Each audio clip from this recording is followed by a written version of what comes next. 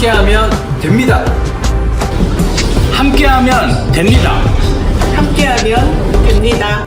여러분 끝까지 함께 갑시다. 함께하면 됩니다.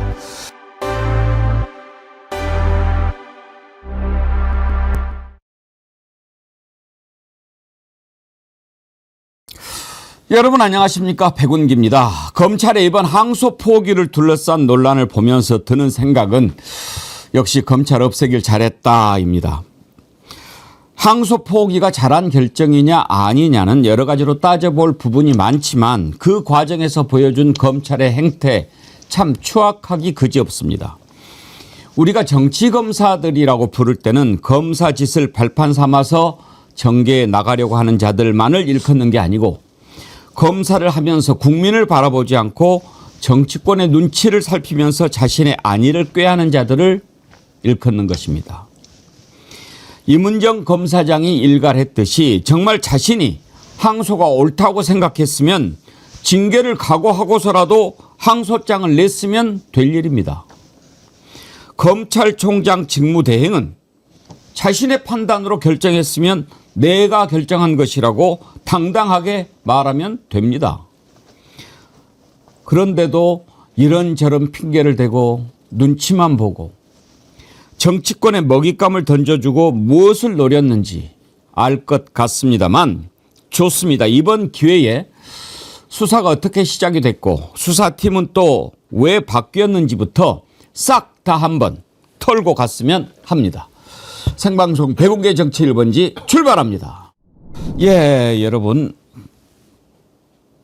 아까 사과 제가 정말 자랑 많이 했는데 정말 드시면 맛있습니다. 아주 전국에서 가장 좋은 사과를 가장 좋은 가격으로 준비한 거니까요. 좋은 것은 또 여러분들이 제일 먼저 알아보시니까 이번에 정어리머리 준비한 햇부사 사과 맛있게 드시기 바랍니다.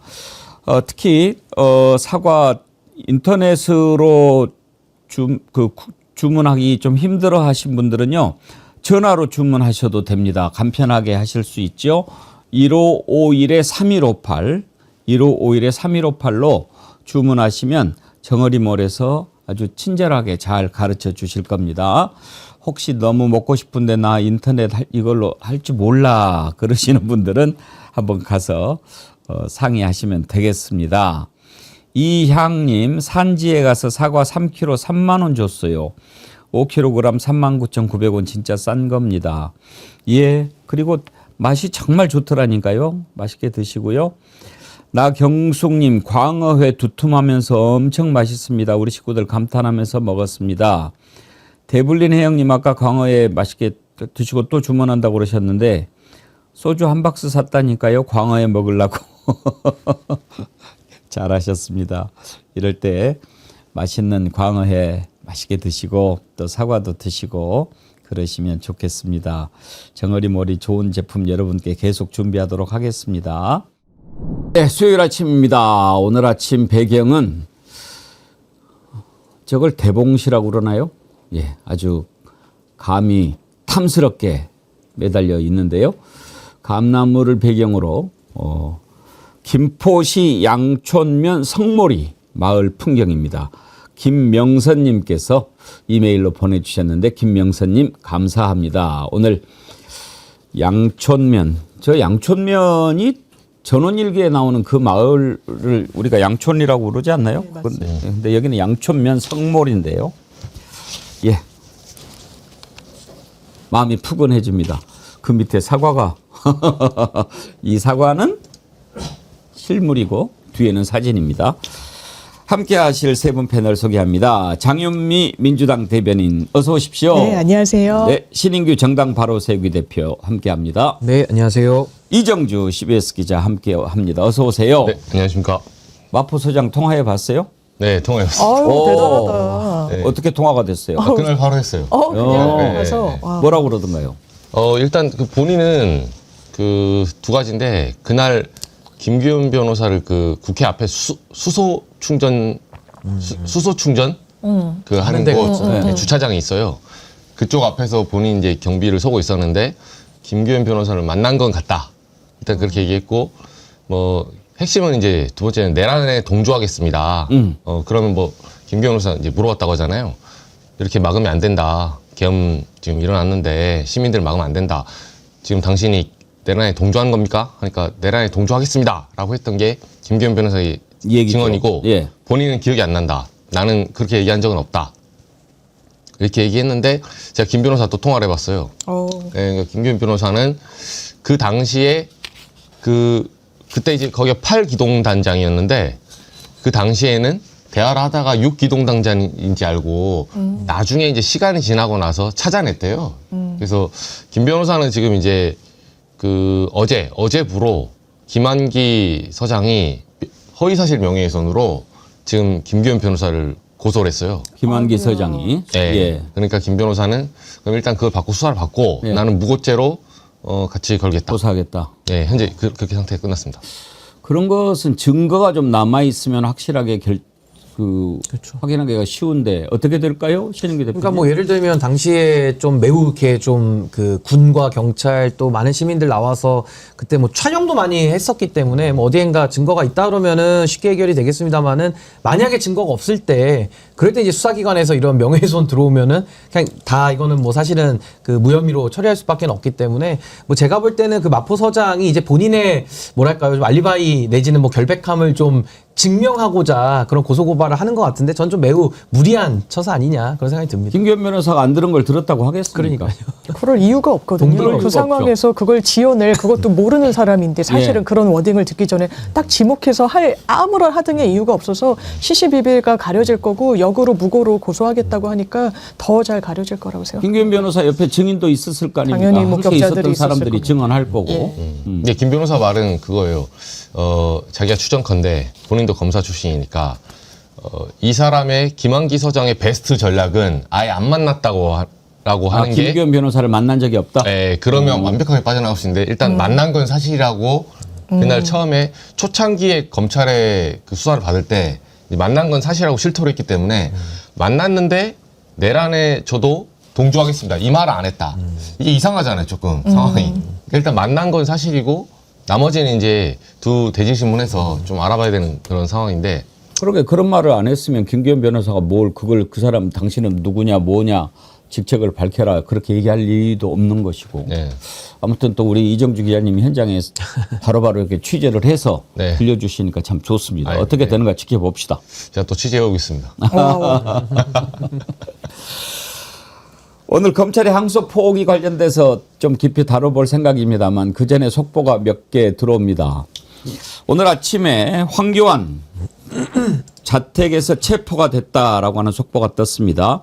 그동안에 황교안 체포영장 집행 2번인가 시도했는데 다 실패했죠.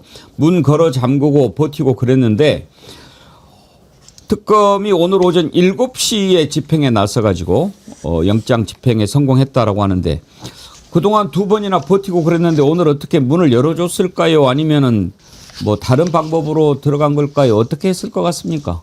아마 좀 의도적으로 그 문을 열고 갔을 거라고 저는 추정하고요. 지금 보도는 안 나오지만 왜냐하면 지금 몇 차례 집행에 이 실패를 했던 거 아닙니까? 예. 이렇게 공권력이 무뎌서는 안 되는 겁니다. 그냥 버티고 문 안 열어주고 하면 왜냐하면 왜 내란 선동 혐의를 받냐? 본인이 한 말이 있기 때문에 그래요. 이 계엄의 불법 계엄의 내란의 국면에서 우원식을 체포해라, 한동훈을 체포해라 이랬단 말이에요. 그러면 선전선동을 했던 거에 대한 죄값을 치러야 될지를 보는 그 과정에서 초입부터 막아선다? 이거는 있을 수 없는 일이고 공권력이 제대로 집행되는 사안이라고 생각합니다. 이번이 3번째인데 만약에 이번에도 문을 안 열고 안에서 버틴다 그러면 이렇게 열쇠 하는데 불러가지고 따고 들어가고 그럴 수도 있는 거 아닙니까? 뭐 보통의 이제 체포영장을 집행할 때 다 문 따고 들어가서 이제 잡아 나오는 게 통상적인 버틴다고 해도 그렇죠. 버티면 문 따고 들어가죠. 예. 그 자체는 이제 공무 집행의 연장으로 볼 수 있기 때문에 그렇게 하는데 사실 이게 그 내란과 관련된 선전선동죄가 있거든요. 근데 이 부분에 대해서 너무 관대했던 겁니다. 그러니까 그동안에 뭐 정치인들까지 합세해서 하다 보니까 이제 무질서한 상황 속에서 하나하나 넘어가다 보니까 이게 지금 이렇게까지 국민들에게 악영향을 미치는 지경까지 온 거거든요. 최근에도 뭐 현수막 같은 거 붙이고 또 그 온라인상에서도 이 내란을 동조하고 옹호하는 발언들이 얼마나 많이 있었습니까? 그러니까 저는 이번에 그 황교안 전 총리에 대해서 전 내란 선전선동죄로 저는 반드시 명백하게 책임을 물어야 전 이 부분도 좀 정리가 될 수 있지 않을까. 전 그래서 이번에 그 공권력의 엄정한 집행은 좀 매우 잘했다라는 생각이 듭니다. 오늘은 어차피 체포될 것 같고 문이라도 살리자. 그래서 문을 열어줬는지는 모르겠습니다만 황교안이 받고 있는 혐의는 내란 선전 선동입니다. 그동안에 황교안 하는 얘기를 들어보면 우원식 국회의장을 체포하라. 대통령 조치를 정면으로 방해하는 한동훈도 체포하라. 이렇게 썼지요. 황교안 어쩌다가 이렇게 됐는가 참 궁금해요. 대통령 권한대행까지 했는데 부정선거 망령에 사로잡힌 뒤로는 완전히 얘가 좀 이상해져 버렸지요. 대통령 후보로도 나섰는데 거기에서도 뭐 부정선거 이야기를 끊임없이 하고 지금은 부정선거에 아주 올인하고 있습니다. 부정선거 당도 만들었죠. 황교안의 발언 한번 들어보죠. 이것은 빳빳한 투표지입니다. 투표를 할 때는 우리 접어서 투표를 하죠. 빳빳한 투표지가 재검표할 때 나올 수는 없습니다. 이것은 배춧잎 투표지입니다. 이것은 붙였다가 떼어도 표시가 전혀 나지 않는 엉터리 봉인지입니다. 이것 말고도 부정선거의 증거는 정말 쌓여 있습니다. 송 후보께서는 이런 부정선거의 증거물들에 대해서 어떻게 생각하시는지. 근본 12.3 계엄 사태의 주 목적이 부정선거에 대한 척결이라고 하였습니다. 이 문제로 윤석열 대통령께서 탄핵되셨고 탄핵됨으로써 부정선거는 없는 걸로 판단됩니다. 우리나라에는 많은 중국인들이 있습니다. 그들에게 주는 혜택으로 인해서 우리 국민이 오히려 역차별을 받고 있습니다. 저는 외국인 우대 정책을 합리화해야 된다고 생각합니다. 우리 대한민국에 약 200만 명의 다문화 가정이 있습니다. 그중에 중국 동포는 70만 명이 있습니다. 이제 중국 동포는 함께 사는 대한민국 국민입니다. 차별과 편견을 두는 것은 옳지 않다고 됩니다. 보니까 생각이 나는데 송진호 후보 참 우리가 좀 누구지 했는데 아무튼 무소속으로 출마했지요. 저 송진호 후보 우리가 그동안 이름 듣지도 못했던 그런 후보한테까지 참 작살나는 모습 아닙니까? 근데 저는 그게 궁금해요.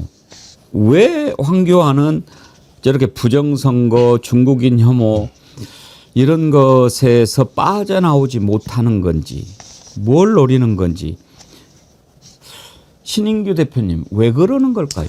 그 황교안이라는 인물을 좀 알아볼 필요가 있는데 이분이 이제 공안검사 출신으로 굉장히 잘 나갔던 이력이 있습니다. 예. 그러다가 이제 노무현 정권 들어와서 이제 본인이 소위 말해서 이제 인사에서 물 먹었다라고 했다가 이명박 정권 때 검사장 승진을 시켜주고 고검장까지 승진을 아주 그 고속으로 시켜주거든요. 그렇게 되면서 이제 박근혜 정권 때 법무부 장관 또 어떻게 해서 총리까지 올라간 사람이 이제 파면당하고 나서 박근혜 탄핵 이후에 이제 권한 대행까지 한 건데 먼저 말씀드리자는 것은 그 깜이 안 되는 사람이 그 자리에 갔기 때문에 지금 이 상황이 이루어지는 것이고 또 하나는 이분의 특이한 이력이 그 전도사로도 그 자격을 취득을 해서 예. 기독교랑 굉장히 깊게 그 연결이 돼 있습니다. 그래서 사실은 전광훈이라고 하는 이 한기총 회장직을 지냈던 그 이상한 목사를 최초로 이 제도권에 좀 등장시킨 사람이 황교안이거든요. 그러니까 결국은 이 기독교의 그 근본주의적인 굉장히 그 선악구조에 기반한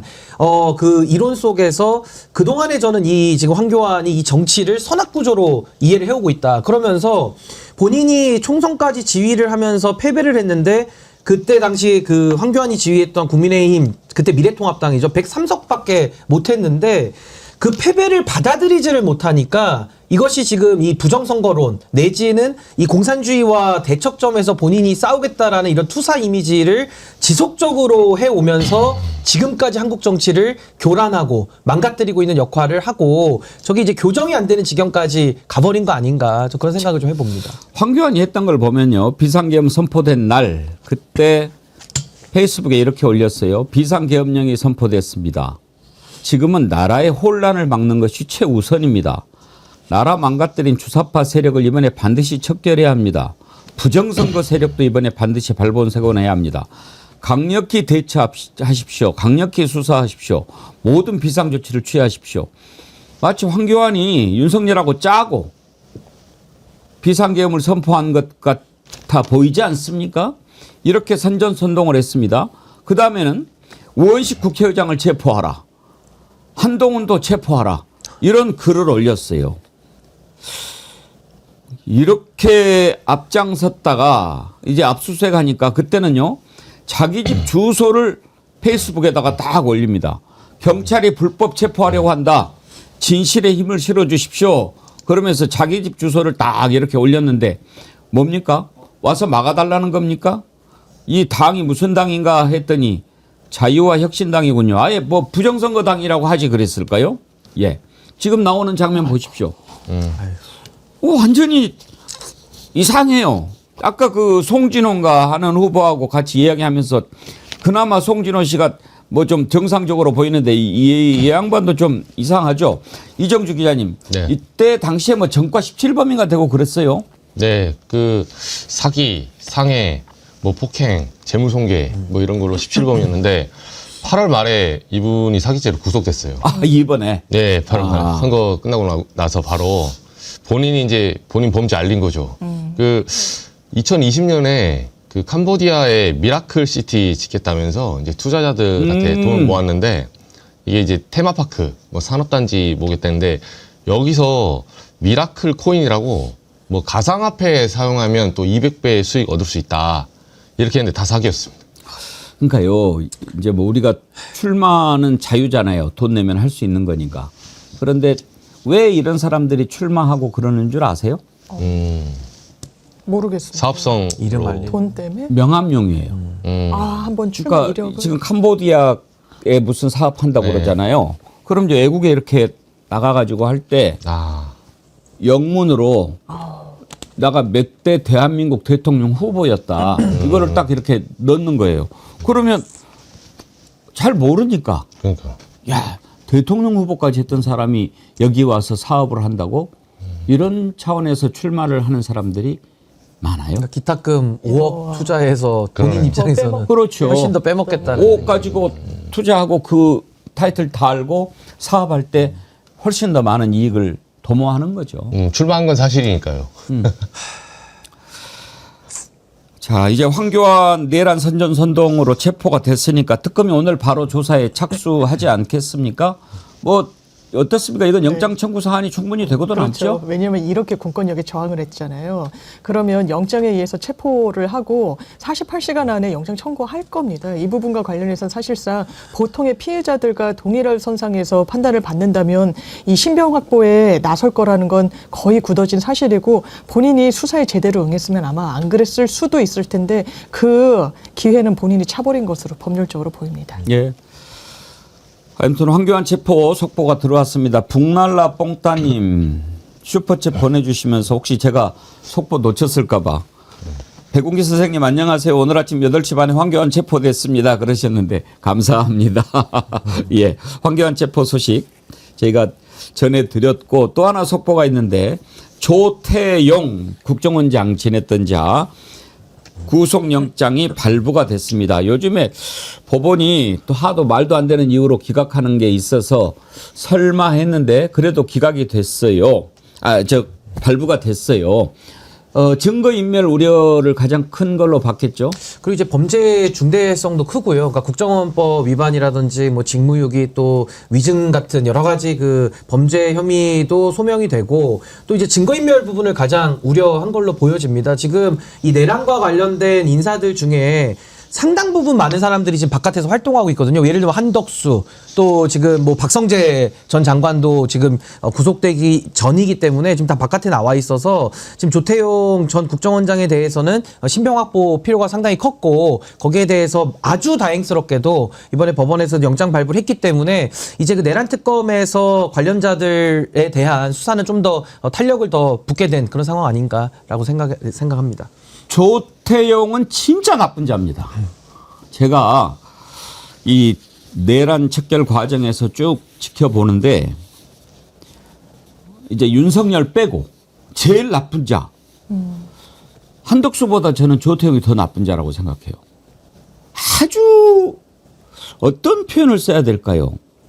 음흉, 비열, 사악, 악랄, 간교, 나쁜 거 다 갖다 붙여도 조태용을 묘사할 수가 없어요. 우리가 홍장원 차장을 통해서 조태용이 그때 당일 어떤 행동을 했는지 다 알지 않습니까?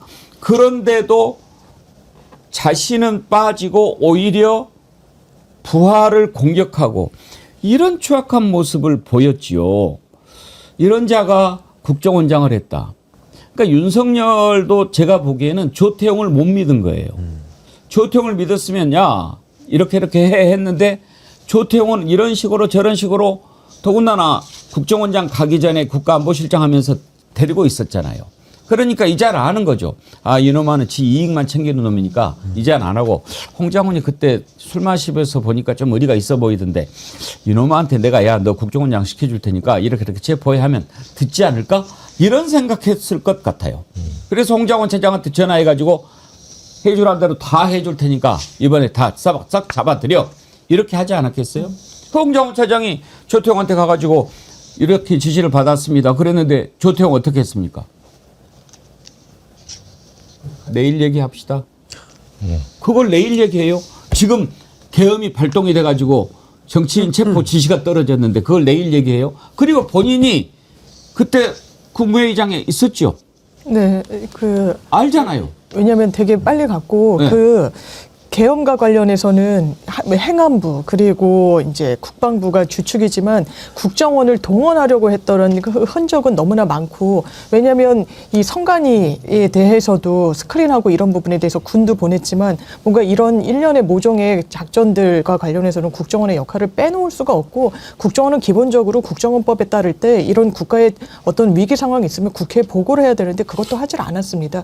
완전한 국정원법 위반 아니다 버팅기고 국민의힘에만 협조를 하고 자료 같은 거 이게 다 정치 중립 의무 위반 등이 다 구속의 길로 본인이 선택을 한 거죠. 나쁜 사람 중에 최고로 나쁜 사람 조태용 꼽습니다. 헌재에서 조태용이 했던 발언들 한번 들어보시죠. 증인은 뭐 집무실이나 대접견실에서 피청구인 또는 김용현 장관으로부터 비상계엄 관련 문건을 받으신 건 없으신가요? 없습니다. 예.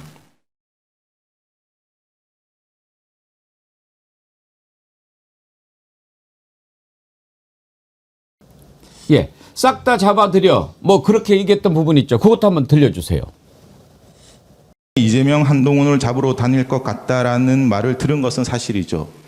근데 그 중요한 차이가 있습니다. 예, 그건 방첩사가 잡으러 갈 것 같다는 얘기를 하지는 않았습니다. 그러니까 그 워딩이 있었던 그리고 그 사이에 다른 말들이 있었습니다. 예, 알고 있습니다. 그 워딩이 있었던 것은 사실이죠. 예, 이재명 한동훈을 오늘 밤에 잡으러 다닐지 모르겠습니다라는 취지의 말이 있었습니다. 예. 강한 어투라서 말씀드리기가 좀 어렵습니다만 하여튼 이번에 다 잡아들여서 싹 다 정리해라라고 말씀하셨습니다. 그 체포 지시를 받았다는 얘기를 12월 3일 날 밤에 원장인 저한테 보고했느냐, 저한테 보고하지 않았다는 말씀을 제 명예를 걸고 다시 한번 확인하겠습니다. 정말 저런 거 보십시오. 아니 신영기 대표님.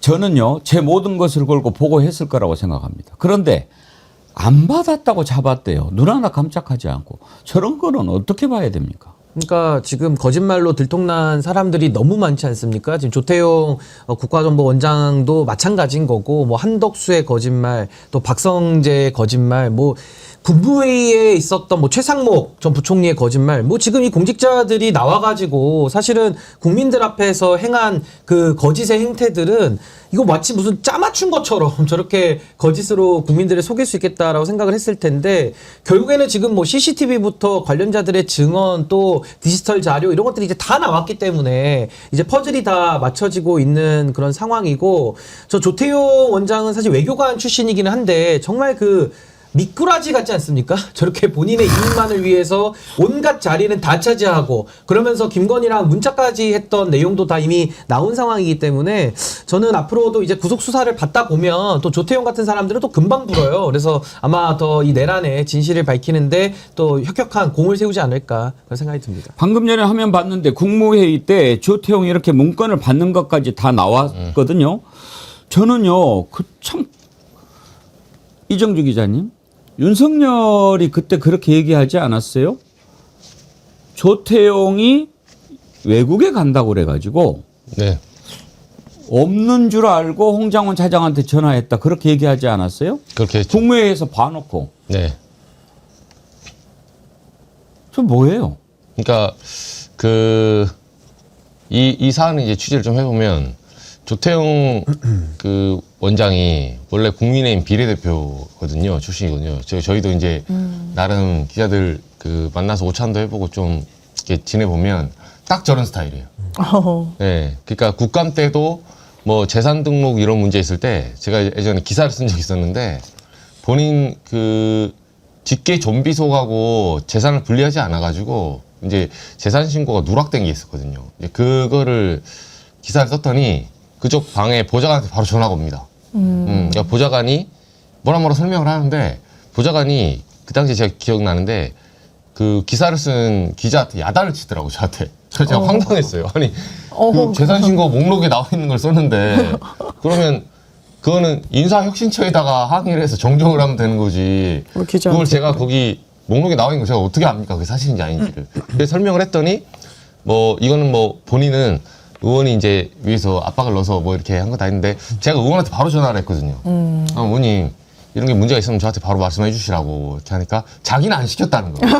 그러니까 약간 좀 미꾸라지네. 예, 이런 황당한 짓. 지금 이거 똑같아요. 바로 걸릴 짓을 하고 있어서 저는 그렇게 답했죠. 그러니까 의원님이 안 지켰으니까 저는 시원하게 쓰겠습니다. 그러면 지시 안 하셨으니까 앞으로 조태용 의원님 거 재산 제가 꼼꼼하게 잘 챙길게요. 이렇게 하고 끊었는데, 이번에도 보면 홍장원 차장에게 모든 책임을 넘기잖아요. 사실은 윤석열이 그날 조태용하고 직접 그 직보로 소통하지 않은 거는 못 믿는다는 거예요. 하여튼 정말 나쁜 자입니다. 정말 나쁜 자예요. 아니, 윤석열하고 같이 회의를 하고 다 알고 있는데 돌아왔어. 그리고 홍장원 차장이 놀래가지고 이렇게 싹 다 잡아드리라고 합니다. 그러니까 꿈뻑꿈뻑 내일 얘기합시다. 다 알고 있으면서. 그리고 나중에 이제 홍장원 차장이 공개하니까 보고 안 받았다. 그리고 또 홍장원 차장의 동선이 담겨있는 CCTV를 국민의힘에만 딱 전달하고. 영덕사람님, 또 아침에 웃음 주시네. 조태용 우리 남편과 똑같네요. 내일 이야기하자. 입에 달고 사는데 찔리는 게 있는 거죠. 보수형님, TV님도 웃기지 마세요. 앵커님 조태용이라고 해주세요. 자태용으로 들립니다. 예, 정말 이런 거 다 드러나게 되는데, 아무튼 조태용이 구속되고 이제 박성재도 내일 영장심사 있지요? 13일이니까 내일이죠. 예. 박성재 이번에 이제 영장을 다시 청구했는데 이번에는 발부되지 않겠습니까? 근데 이번에도 만약에 발부를 하지 않는다면은 이건 정말 사법부가 이 내란과 한 팀이라는 인증서를 스스로 찍는 것과 같기 때문에, 그 전에 그 사실은 소위 말해서 영장을 기각했던 사유도 위법성의 인식이 없다는 건데 이거는 바꿔 말하면 그냥 박성재는 바보라고 지금 얘기한 거가 똑같습니다. 예. 근데 그것을 또 뒤집는 탄핵하는 여러 증거들이 또 나왔죠. 뭐 예를 들면 3,600명 수용하라는 그 보고서를 받은 걸 박성재가 삭제를 했다라든지 아니면 그 전에 계엄의 밤에 윤석열과 독대를 했다라든지 또 CCTV 장면이라든지 이런 것들이 이제 다 나와 버렸기 때문에 여기서도 만약에 이번에 그 박성재 재청구에 대해서 영장 발부를 안 한다면은 이거는 뭐 돌이킬 수 없는 이 사법부의 추락을 막을 수 없는 것이고 다행히도 이 영장 기각을 한 판사를 제외한 다른 사람이 하기 때문에 이번에 남세진 부장판사가 한다고 합니다. 그래서 그 수원 3인방과는 좀 결이 다른 또 부장판사가 하니까 일단은 법과 원칙대로 하는 것을 한번 좀 우리가 매의 눈으로 좀 지켜봐야 될 것 같습니다. 그렇죠. 예, 증거가 새로 나왔으니까요. 예. 이거는 이제 불법성 인식에 대해서는 그때 법무부의 긴급회의 때 이거 큰일 났다. 기자들이 법무부 입장 물으면 뭐라고 하려고 지금 이런 지시를 내리냐 이런 진술이 확보가 됐고 그리고 계엄 다음 날 사실상 긴급회동을 한 겁니다. 이 검찰 4인방들이 다 법조인들 검사 출신들로 해서 대책회의를 했는데 송년 모임이었다 아니었다. 휴대전화까지 바꿔가면서 그런 어떻게 보면 믿을 수 없는 말을 했었죠. 그런데 이제 오늘도 조간에서 한겨레 등에서 이야기한 걸 보면 빨간 철을 갖고 왔다는 거예요. 이상민 전 행안부 장관이. 거기에는 뭐 박성재 전 장관이 검찰이 시켜서 계엄의 정당성, 통치행위라는 점 이런 부분과 관련한 정리된 문건이 있었다는 이야기가 있습니다. 그걸 특검이 확보해서 법원에 제출하면 이것을 불법성을 몰랐으니까 그냥 불구속 상태에서 수사받고 기소되라 이런 판단을 내리긴 쉽지 않을 겁니다. 근데 장윤미 변호사님. 네.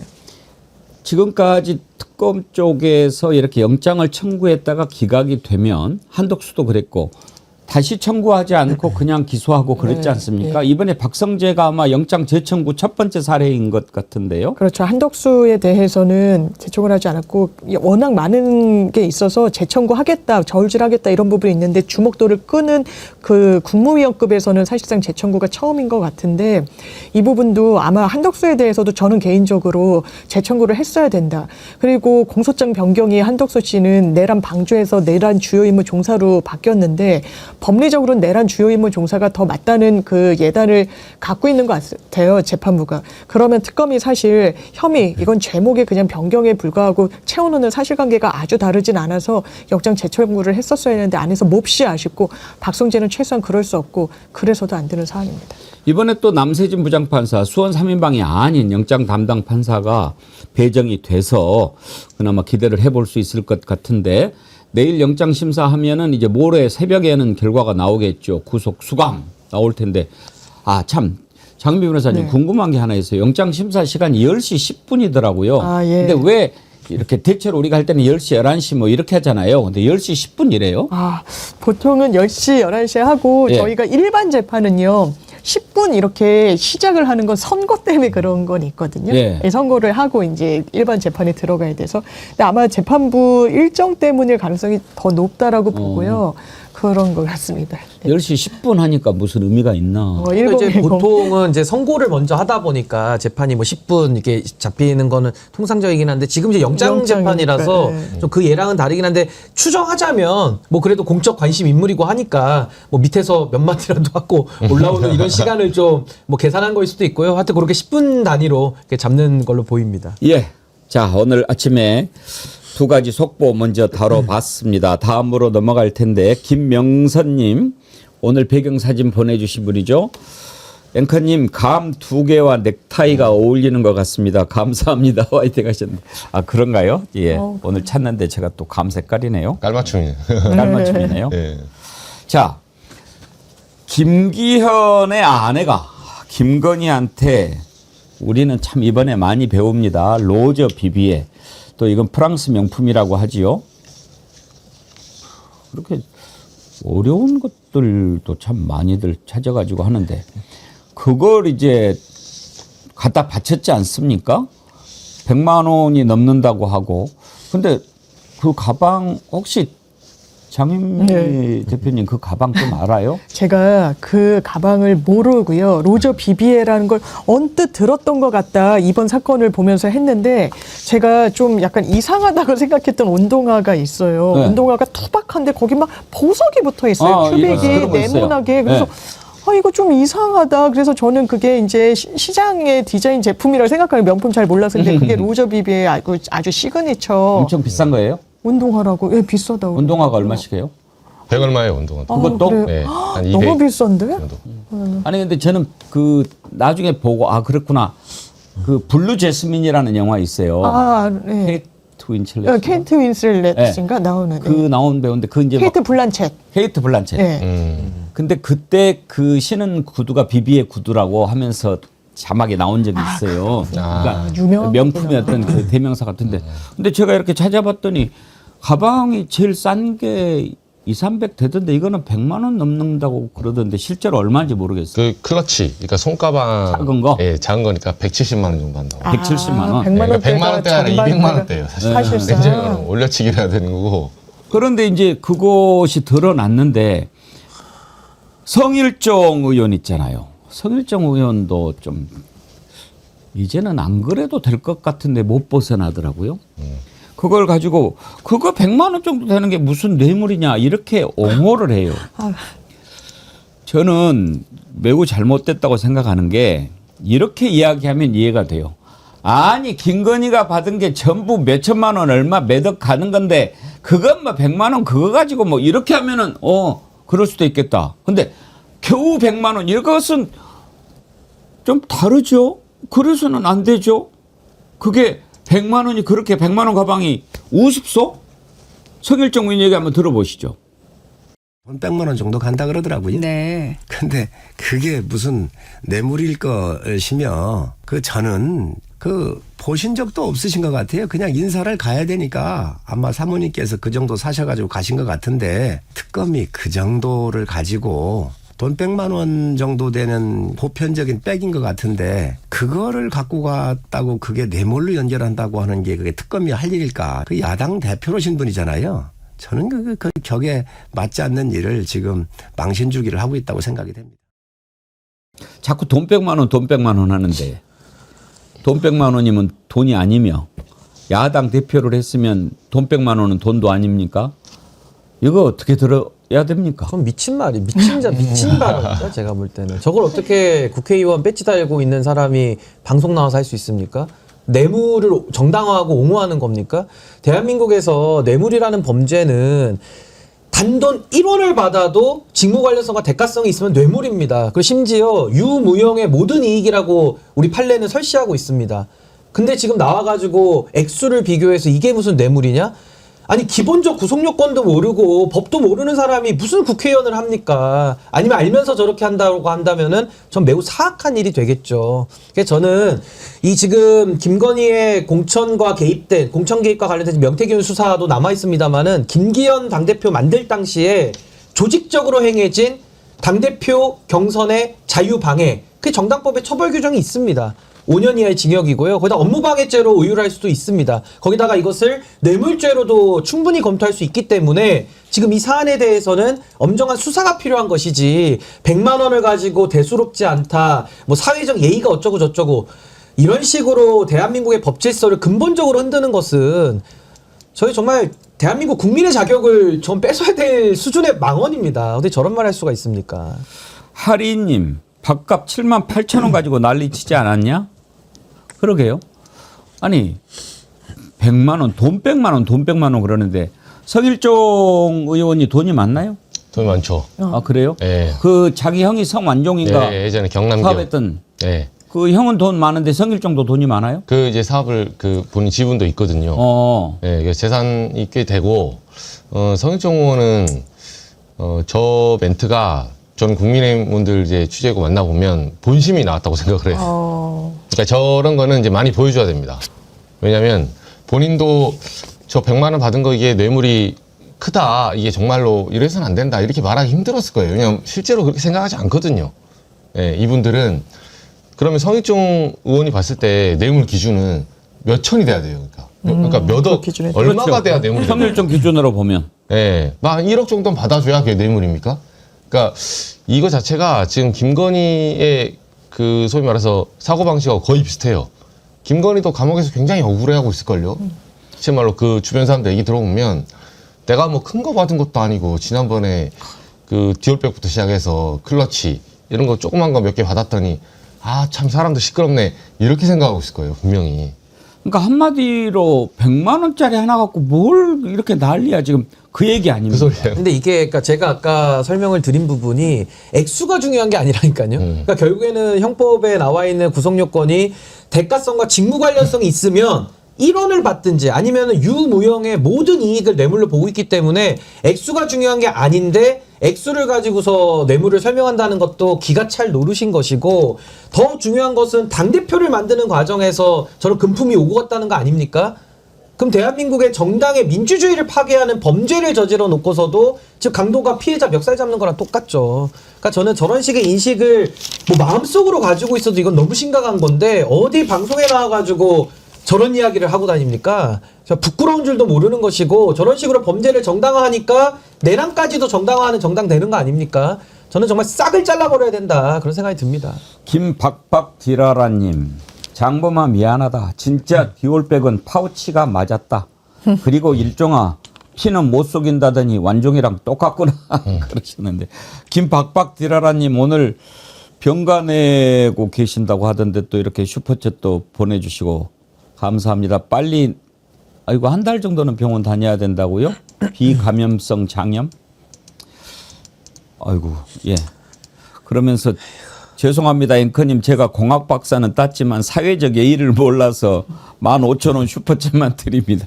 이걸 또 사회적 예의 이렇게 또 이야기한 김기현. 아니 과거에는 뭐 대통령 기록물이라고 얘기한 적도 있고요. 이번엔 또 사회적 예의라는 말로 뇌물을 갖다가 둔갑을 시켜주고 있는데 정말 이게 국민들 앞에서 할 수 있는 일이냐라는 생각이 듭니다. 하도 어처구니가 없으신지 그냥 슈퍼챗을 막 쏘시네요. 동천성님 추운데 커피 드시라고 조금 보탭니다. 박정묵님 슈퍼챗 보내주셨고 왜 갑자기 보내세요? 보수형님 TV님도 슈퍼챗 보내면서 여기 180만 원 그 정도 선물 안 주신 분들 반성하세요. 예의가 부족하다고 합니다. 저한테 예의 차리시는 거예요. 어느 날 갑자기 님도 슈퍼챗 아닌 것은 아니라고 사정없이 때려주세요. 우리 국민들은 등신이 아닙니다. 세상은 변해야 해요.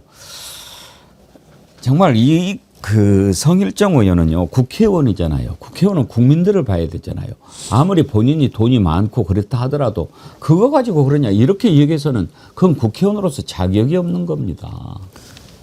아까 말했잖아요. 아니 김건희가 받은 게 도대체 얼마인데 그거 100만 원 가지고 그러냐 하는 거하고 말이 다르잖아요. 기본적으로 100만 원짜리인데 뭐가 이거 가지고 문제 삼냐 이렇게 얘기하는 거 이건 안 되죠. 정신 차리세요. 아무리 뭐 한편이 돼서 감싸고 그러는 건 좋은데 그나저나 김건희가 받은 게 얼마나 되는지 혹시 아십니까? 여러분? 김건희 뇌물 받은 그 그림인가요? 그래픽이라고 해야 되나요? 그 목록표가 있길래 한번 여러분 보여드리려고 준비했어요. 한번 보실까요? 자, 김건희 명품 리스트입니다. 저기 보면 삥 둘러가지고 하여튼 김건희 덕택에 우리가 엄청나게 견문이 넓어졌다니까요. 지금까지 들어보지도 못했던 것들 다 알게 됐어요.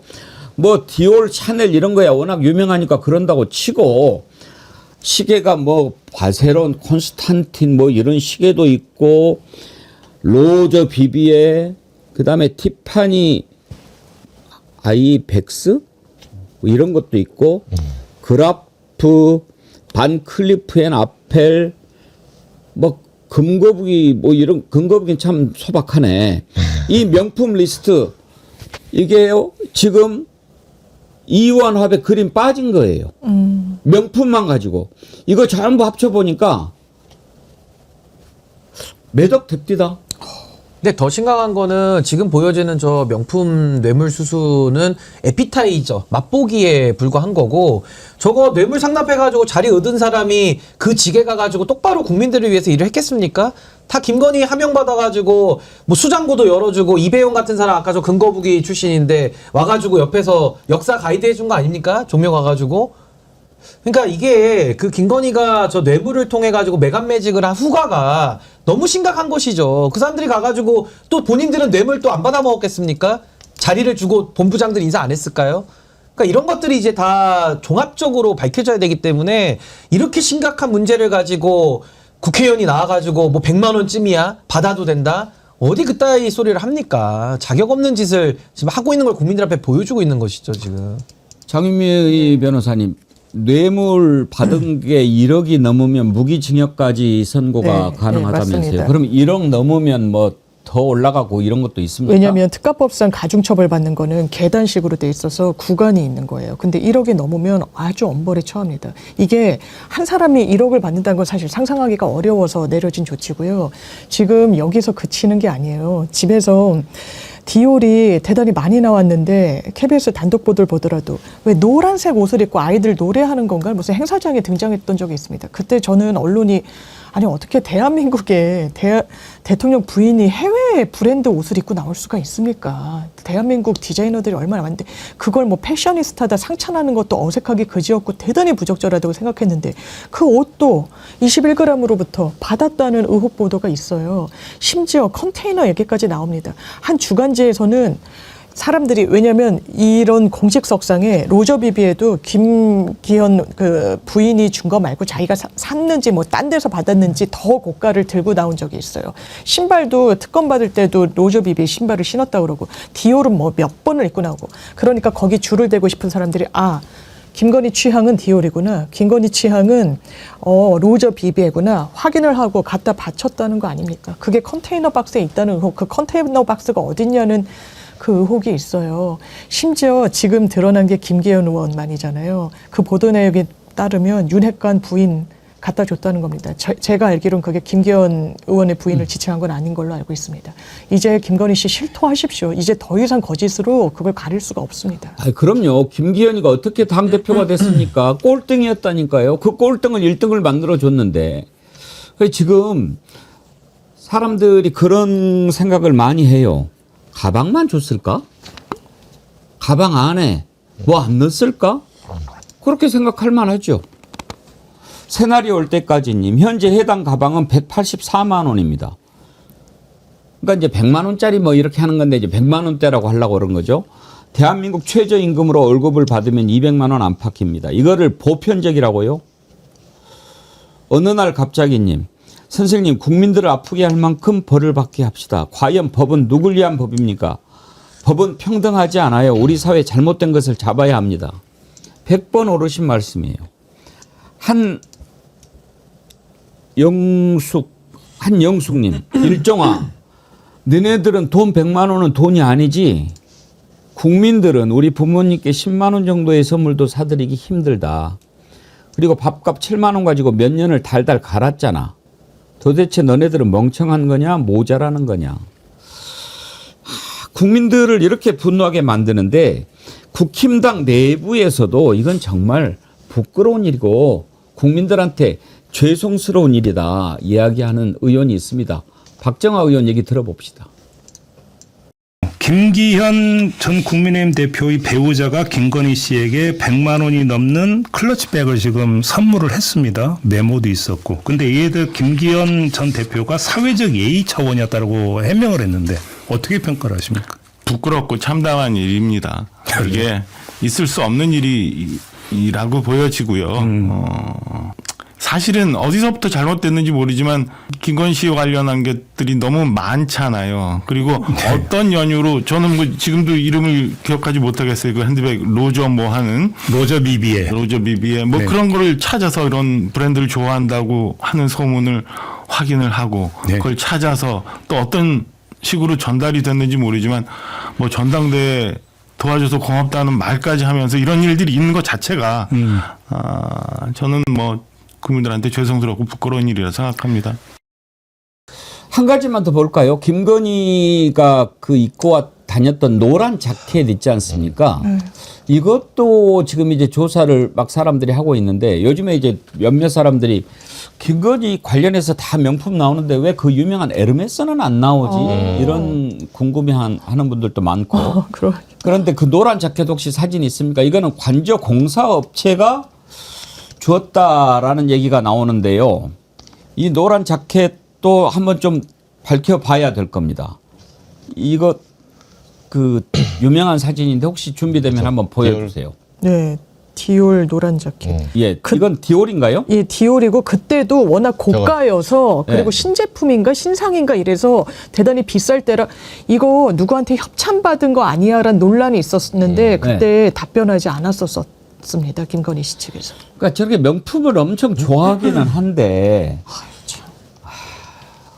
진짜 명품 중독이죠. 저 정도면 중독. 근데 이제 예, 그만큼 굴욕을 넘은 속이 거예요. 비어 있고 네. 평생을 조작과 은폐 위조로 살아왔다 보니까 본인을 자꾸 저렇게 다 진품만 입었을 겁니다. 진짜로 좀 본인을 가려야 본인이 좀 진짜처럼 느껴지는 심리적인 효과 때문에 그런지는 모르겠습니다만은 저거 거의 중독이죠, 명품에 대한.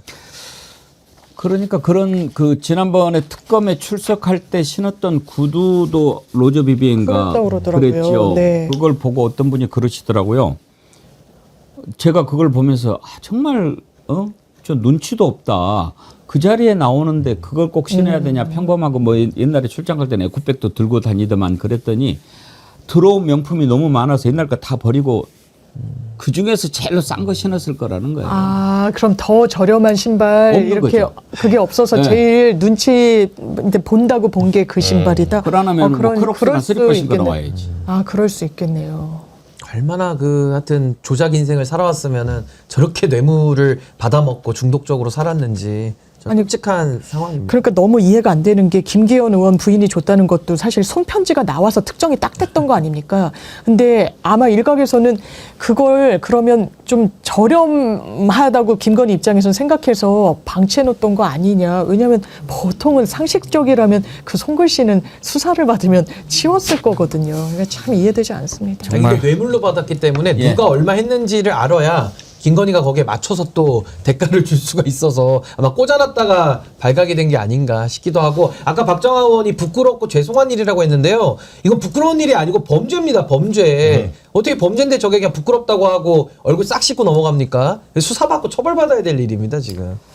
다음으로 넘어갈 건데 우리 잠깐만 박수 한번 치고 가야 되겠네요. 지금 동접을 방금 2만 명 돌파했습니다. 이야, 진짜 많네.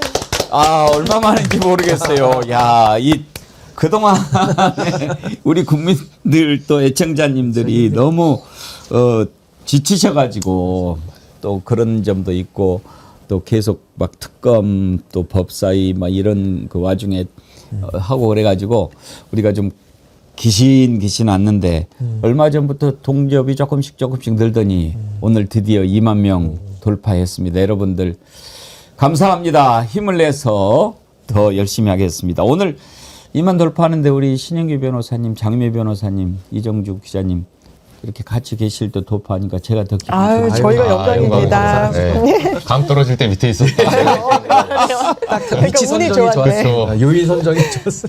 변함없이님 바로 스포츠 보내주셨네요. 오랜만에 2만 돌파, 동접 3만 회복, 100만 정어리 가자 하셨는데 변함없이님 변함없이 감사합니다. 이렇게 또 축하 슈퍼챗을 보내주셔서 고맙습니다.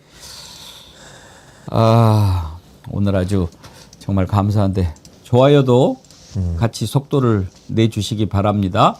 혹시 아직 안 누르고 보고 계신 분들은 좋아요 눌러주시면 감사하겠고요. 항소 포기를 다루는데 그 전에 요즘에 항소 포기 검찰의 일부 이제 정치 검사들이 이제 난리를 치고 저는 이거 오프닝 때 말씀을 드렸지만 제대로 한번 따져봤으면 좋겠어요. 과연 어떻게 된 건지, 왜 항소 포기를 했으며 그 과정이 어떻게 됐고 이게 도대체 이자들이 이렇게 떠들 일인지 한번 따져봤으면 좋겠어요. 그런데 그 전에 얘는 왜 이러지 하는 사람이 있어요. 한동훈입니다. 요즘에요, 한동훈이 하루에 막 몇 개씩 올려요. 3일 사이에 게시글을 40개 넘게 올렸어요. 뭐죠? 물 만났어요. 한번 봅시다. 이거 지금 최근에 한동훈이 올린 글들이에요.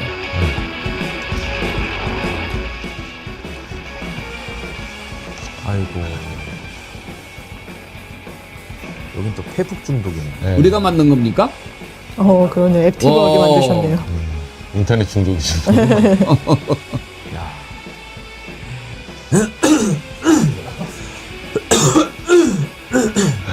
심하다 진짜.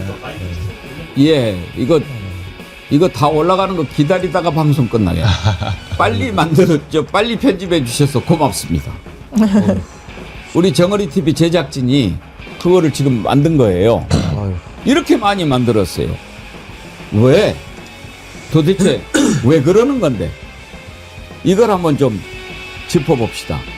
야, 아직도 안 끝났어요? 이제 끝났네. 진짜 많이 올렸네. 왜 그러는지 이제 우리 패널들께 여쭤볼 텐데, 근데 요즘 좀 조심하셔야 돼요. 한동훈이 네.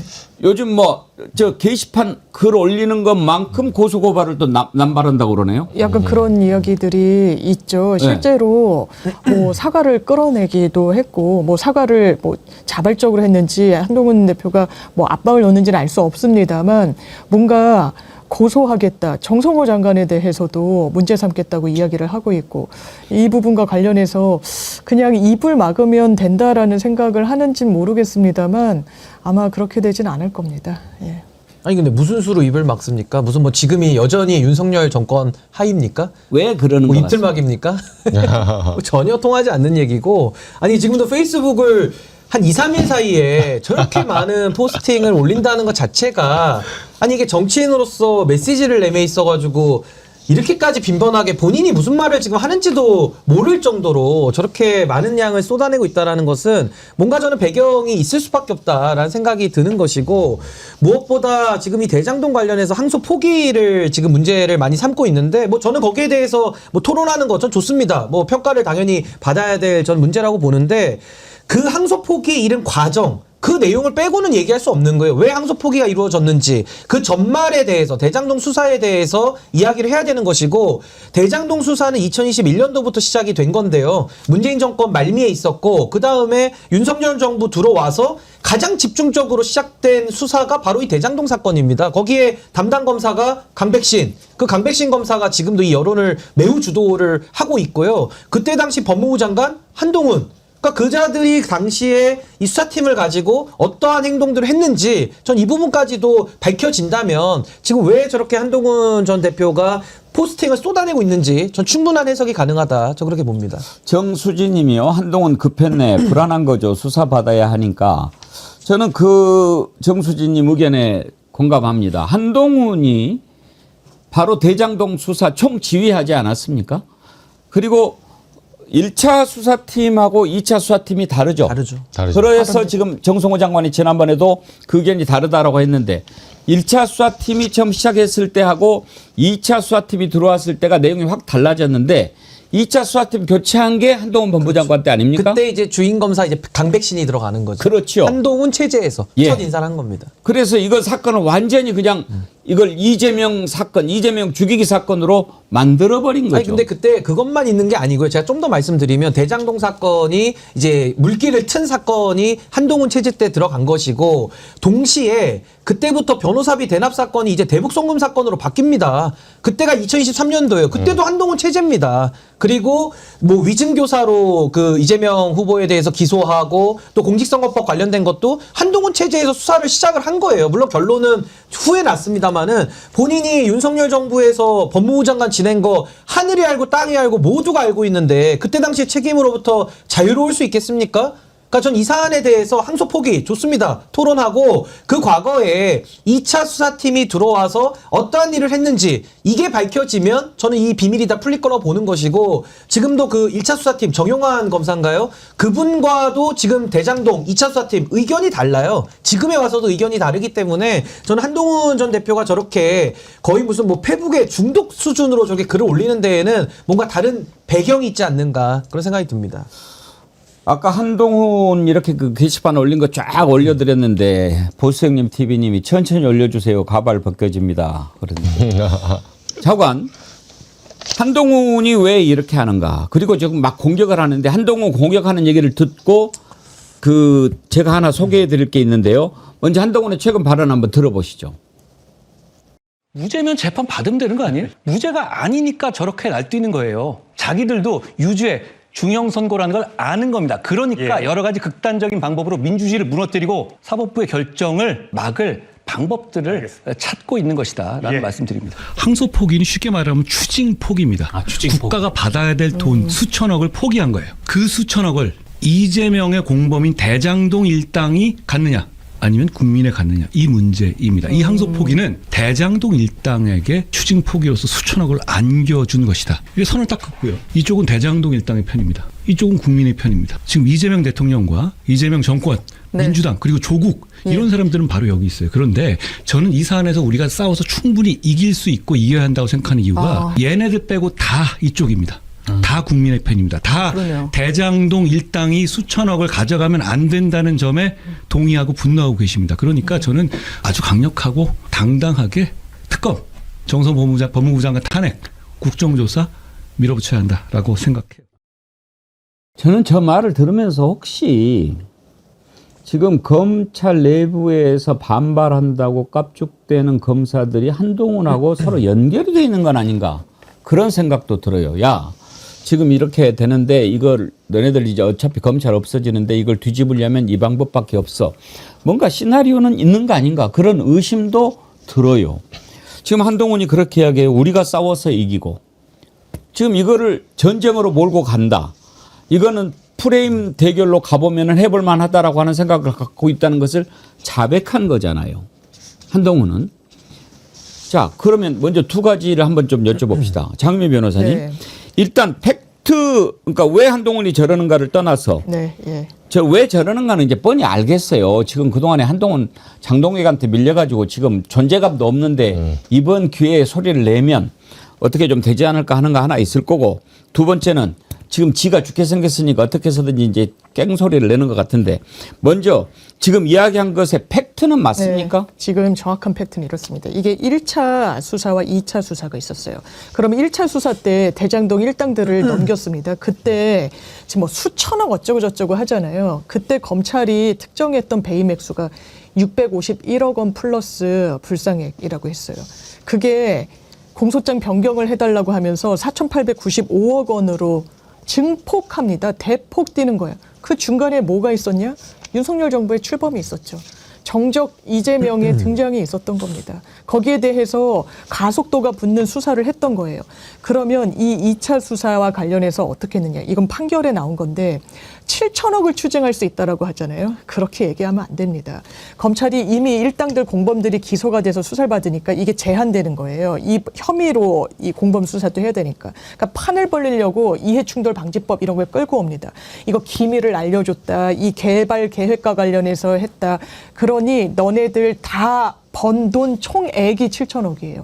거기에 대해서 무죄 내지 면소 판결했습니다. 면소라는 건 저희가 실무에서 형사 절차에서 받기 어려운 판결이에요. 왜?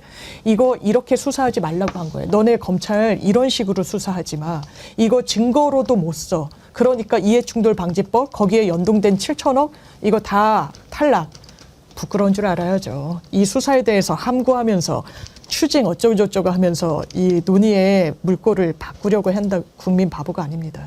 지금요 한동훈이 막 이렇게 떠들고 막 그러는데 너 왜 그러는지 다 안다. 어? 우리는 다 알죠.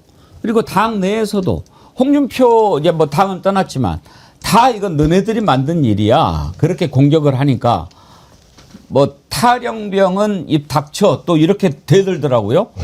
최근에 이정주 기자님이 홍준표 통화 한번 해보셨다면 언제 했어요? 네, 어제 했습니다. 그럼 네. 이 건과 관련해서 이 좀 건과 물어봤나요? 네. 뭐라고 그러시던가요? 아니 근데 이제 한동훈 전 대표가 그 어제 오전인가 이게 글을 올렸더라고요 페이스북에. 홍준표 대표가 계속 윤석열 한동훈의 이런 정치 검사들이 결국은 검찰을 망친 거다 이렇게 주장하니까 이게 조금 요새 이제 터프한 척하면서 반말 비슷하게 해요. 이재명 정권에 겁먹고 탈당해 도망간 탈영병 홍준표는 입 좀 다물죠. 그러니까 홍준표 전 대표, 홍준표 씨라고 하지도 않아요. 입을 다물라고? 네, 탈영병 홍준표 이렇게 하면서 이제 뭐 다들 싸우고 있는데 이재명 정권에는 찍소리도 못하면서 이렇게 하길래 제가 어제 전화해서 물어봤어요. 그러니까 이제 홍준표 대표 하는 말은 뭐냐면 첫 번째는 원래 이게 홍준표 전 대표 스타일인데. 그런 철딱선이 없는 어린애들하고 내가 뭘 싸우냐. 한동훈이. 걔는 뭐 정치도 뭐 검찰도 아무것도 모르는 애다. 이러면서 시작을 하는데 그 두 가지 얘기해 주더라고요. 첫 번째. 그 한동훈이 말하는 탈령병, 자기는 탈령병 한 게 아니라, 그러니까 지금 국민의힘에서 탈당한 걸 탈령이라고 예. 비유한 거잖아요. 근데 나는 썩은 집단에서 나온 거다. 예, 거기 있으면 더 이상 말로가 비참해질 것 같아서 나는 썩은 집단 나온 거고, 두 번째, 한동훈한테 이걸 물어보고 싶대요. 계속 자기가 계엄 막았다고 하잖아요. 그러니까 홍준표 전 대표는 무슨 말이냐면, 계엄은 국회 그 제적과반 150명이면 해제가 됩니다. 한동훈이 들어가서 뭘 했냐 이거예요. 150명? 민주당으로도 충분해요. 근데 한동훈은 계속 본인도 중요한 건 본인 배지가 아니기 때문에 의원이 아니라서 자리도 없죠, 자기 자리. 의결권이 없어요. 이게 그리고 본인 말하는 좋습니다. 친한 게 18명. 18명 없어도 된다니까요. 없어도 계엄 해제할 수 있어요. 근데 정확한 거는 홍준표 전 대표는 뭐냐면 탄핵을 시켰죠. 탄핵을. 범야권 하면 192표거든요. 그러니까 한동훈 쪽 표가 붙어가지고 200표를 넘겼으니까 탄핵을 시킨 건 맞아요. 근데 계엄 해제는 아무 상관이 없다. 그리고 마지막에는 이걸 계속 한동훈 전 대표가 피하더라고요. 한동훈 전 대표 계엄 상황에서 본인이 안 꺼내는 말이 하나 있어요. 12월 8일 한덕훈 이른바 한덕수와 한동훈의 공동정부론. 그거 단 한마디도 안 합니다. 다른 해명 엄청 하거든요. 공동정부론 헌법에 나와 있지도 않아요. 그러니까 지금 대통령이 비상계엄, 불법 비상계엄을 했고 그걸 막기 위해서 국회가 해제를 시켰고 탄핵을 앞두고 있는 상황에서 헌법에 프로세스상 가면 만약에 탄핵이 되면 한덕수가 권한대행을 하는 건 맞아요. 이게 옳든 그르든 간에 그 상황에서 헌법의 순서대로 가야 되는 거예요. 근데 도대체 여당 대표와 총리가 나와가지고 공동정부론? 질서 있는 퇴진? 이게 일종의 쿠데타입니다, 사실은. 이게 지금 획책한 거예요. 그러니까 본인도 특검에 가서 이 얘기를 해줘야 돼요. 공동정부론 도대체 어떻게 나온 얘기냐? 한덕수랑 어디까지 얘기했냐? 그래서 네가 대통령 하겠다는 거냐? 질서 있는 퇴진? 그게 헌법에 어디 있습니까? 질서는 헌법이 법대로 해서 잡는 거지 한동훈이 잡는 게 아니에요. 당연하죠. 무슨 권한을 질서 있는 퇴진하게 한동훈에게 줬습니까? 그러니까 이런 부분들도 특검이 참고해서 나가서 말해요. 저는 지금 이제 많은 분들이 이제 한동훈이라는 이름만 들어도 정말 좀 소스라치게 네. 좀 불쾌감을 많이들 느끼실 것 같아요. 근데 저는 뭐 크게 걱정하실 일은 아니라고 저는 보는 것이 이게 지금 대장동 시즌2를 돌려가지고 과거에 윤석열이 대통령 만들었을 때를 지금 생각하면서 총공세를 하는 거거든요. 그때와 지금은 상황이 다르다. 왜? 윤석열의 이 검찰권 남용과 검찰의 민낯을 이미 국민들이 다 봐버렸기 때문에 지금은 그 통하지를 않는다. 물론 이제 레거시 언론에서 지금 한동훈의 워딩을 받아다가 이 지면을 뒤덮고 있는 거는 맞습니다만은 전 여론에 미칠 영향은 극미하다라는 생각이 우선 들고요. 또 하나는 한동훈은 말입니다. 국민들한테 이미 심판받은 사람이고요. 지금도 저렇게 돌아다니는데 누가 정리하느냐? 결국 장동혁이 정리를 할 겁니다. 당원 게시판으로. 그리고 누가 정리하느냐? 지금 가장 불쾌할 사람이 하나 있어요. 가장 비슷한 사람. 비슷하니까 서로 싫어합니다. 이준석. 네, 이준석이 있어요. 그러니까 자기들끼리 치고받으면서 한동훈 정리하자라고 할 거기 때문에 저는 뭐 국민들께서 잠깐 이 혼란을 좀 벗기고 나면 저는 뭐 크게 걱정할 사안은 아니다. 저 그렇게 봅니다. 한동훈이요, 지금 저런 시각으로 이번 항소 포기 사건을 보는 것은 본인이 했던 짓이 있기 때문에 그러는 거예요. 오늘 아침에 그 한 칼럼을 봤는데 한동훈이 어떤 식으로 했는지가 나와요. 윤석열이 검찰총장이던 시절에 판사 불법 사찰, 채널A 관련 뭐 정치적 중립훼손 이런 걸로 정직 2개월 징계를 받았잖아요. 그랬는데 윤석열이가 취소 소송 집행 정지 신청을 냈는데 8일 만에 집행 정지를 받아냈어요. 그래가지고 복귀를 했는데 복귀한 다음에 석 달 만에 사퇴를 했죠. 근데 이건 이제 긴급으로 한 건데 나중에 서울행정법원에서 판결이 나왔어요. 어떻게? 징계가 정당했다. 이렇게 나왔어요. 그런데 실익이 없죠. 이미 그만둬 버렸으니까. 그랬는데 나중에 이걸 가지고 이제 또 즉각 항소를 해서 재판이 진행이 되는데 대선에서 이겨버렸어요. 그런데 자, 그럼 항소해서 재판은 가야 되는데 한동훈이 법무부 장관이 딱 돼가지고 어떻게 했냐면 1심에서 승소했던 정부 변호사들을 다 해임해버려요. 그 다음에 정부 법무공단 변호사들은 증인 신청도 안 하고 변론도 대충 하고 이러면서 승소 의지를 안 보여가지고 항소심에서 정부가 지고 바로 법무부가 상고를 포기해버려요. 이 짓을 누가 했습니까? 한동훈이 간 거거든요. 그러니까 뭐 눈에는 뭐만 보인다고? 아, 이번에 항소 포기 내가 옛날에 했던 수법이구나. 이렇게 보는 거 아닙니까? 근데 한동훈이 지금 고소하거나 이렇게 문제 삼겠다고 하니까 상고 포기할 땐 내가 법무부 장관이 아니었다. 네. 이걸 엄청나게 강조. 10일 차이가 있어요. 10일 차이가 있는데. 10일 차이로 나는 그게 없다. 아니, 그리고 변호사 교체도 본인은 이제 몰랐다고 이 주장을 일단은 그렇게 하고 있어요. 근데 제가 당에 그 당시 있었던 사람들하고 법률 좀 물어보니까 그런 얘기 하더라고요. 한동훈은 그 중차대한 변호사 교체를 자기는 몰랐다. 내가 알지 못한 채로 교체했다는데 같이 일했던 사람들 얘기 들어보면 절대 그럴 리가 없다. 아니 근데 웃긴 게 자기는 다 몰랐다 그러고 왜 이번에는 정성호 장관은 다 알았다고 간주합니까? 좀 기준을 하나만 써야 그러네. 되는데 자기가 분리할 때는 다 몰랐다 그러고 지금 이재명 정부 공격하려고 할 때는 다 무슨 이재명 정부부터 대통령부터 싹 다 물고 늘어져가지고 알았을 거라고 간주를 하고 좀 그런 식의 이중 기준은 이제 좀 질릴만도 됐는데 이제 국민들이 통할 거라고 생각을 하는 거거든요. 저는 단언컨대 한동훈의 민낯 모든 거를 국민들이 다 이미 봐버렸다. 이제 안 통할 겁니다. 제가 볼 때. 이웃집 토마토님, 동훈아, 비번 어떻게 푸는지 임성근이한테 물어봐라. 그 하나님의 은혜가 필요한 시간 아닙니까? 은혜와 사랑이 필요한 시간 아니에요? 한 새벽 2시 돼야. 새벽 기도 나가야지 알려주는 거 아닙니까? 그거? 아니 가서 김장한 목사한테 기도를 좀 받든지 머리에다가 안수 기도로 머리에다가. 예. 정금녀님, 한동훈이 하면 생닭 흔든 것밖에 기억이 안 나요. 아니 지금도 페이스북을 저렇게 포스팅 뭐 할 수 있죠. 저런 식의 메시지를 다량으로 내는 사람은 최초고요. 거의 이제 저는 대한민국에서 그 비호감에 지금 1위가 이준석 역대급인데 아마 그 비호감 경쟁을 지금 둘이 들어간 거 아니냐. 근데 당에서 그 생각이 들어요 정말. 이게 한동훈 전 비호감 대표의 경쟁. 특징이 그 급할 때 이러는 건데 실제로 단계 게시판 사건 있잖아요. 이게 이제 지방선거 앞뒀기 때문에 장동혁 대표 입장에서는 한동훈 정리해야 되거든요. 그래서 지금 제가 취재하기로는 당무감사위가 착수를 했어요. 아, 그렇구나. 네, 조사를 하고. 꽃놀이패 같은 거죠. 그게. 네, 요거는 사실 어려운 문제가 아니에요. 서버 저도 당에 몇 번 얘기했거든요. 저한테 서버 키 주라. 내가 5분만 해결해 주겠다. 네, 그거 확인하면 간단해요. 그렇구나. 네, 5분도 안 걸려요. 이름이 너무 비슷하니까 이름들이. 아니 그리고 본인 인증한 거 들어가만 보면 맞는지 안 맞는지 그리고 알 수 있지. 본인들한테 전화 한 통하면 당신이 썼어요 물어보면 끝날 아니, 얘기예요. 그러니까 저는 한동훈 씨 같은 사람한테 꼭 해주고 싶은 게 뭐 지금도 뭐 다 나와라 다 덤벼라 뭐 3대1로 붙자 너무 이거 좀 유치하잖아요. 근데 유치한 거는 제가 참아주겠는데 불리한 의혹은 피해가지 마세요. 말할 거면 다 얘기를 하고 안 할 거면 입을 다무세요. 그렇게 선택적으로 하는 게 너무 없어 보이기 때문에 해명할 거면 다 해야지 왜 선택적으로 그것도 선택만 한 것만 해명합니까? 그러니까 국민들이 신뢰를 못 보내고 지금의 검찰의 저 붕괴 그거 누가 시작한 겁니까? 윤석열 한동훈 둘이서 만든 작품 아닙니까? 지금 검사들도 이재명 정부 원망하지 마세요. 윤석열 한동훈을 원망하세요. 그 누굴 원망합니까 지금? 죄는 지은 대로 가게 돼 있습니다. 오늘은 이 말씀을 드리면서 끝낼 텐데요. 오늘 황교안 체포됐잖아요.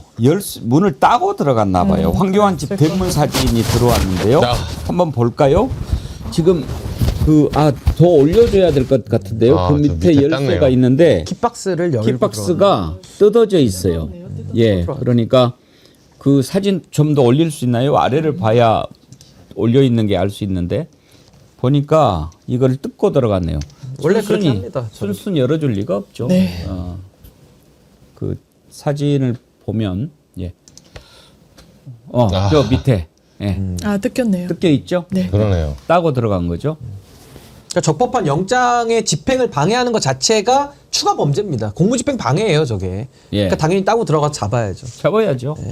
강도를 어떻게 놓칩니까? 세 번째까지도 안 하면 안 되는 거예요. 그러니까 최혜병 특검에 윤석열이 제 발로 걸어 나온 게 세 번째라서 이번에 분명히 안 나왔으면 강제로 끌고 나왔을 거예요. 이제는 속옷만 입고 있잖아요. 본인만 추워요. 이제 날씨가 바뀌어가지고 겨울이라. 옷 입혀서라도 데리고 나오고 감기 걸립니다. 지금 환절기에 옷 벗고 있으면은 누드해도 옷 입혀서 데리고 나옵니다. 지금. 예. 자, 오늘 1부 여기까지 하도록 하겠습니다. 민주당 대변인 맡고 계신 장유미 변호사님, 정당 바로세우기 대표 신인규 변호사님, 이정주 기자님 세 분 수고하셨습니다. 네, 감사합니다. 감사합니다.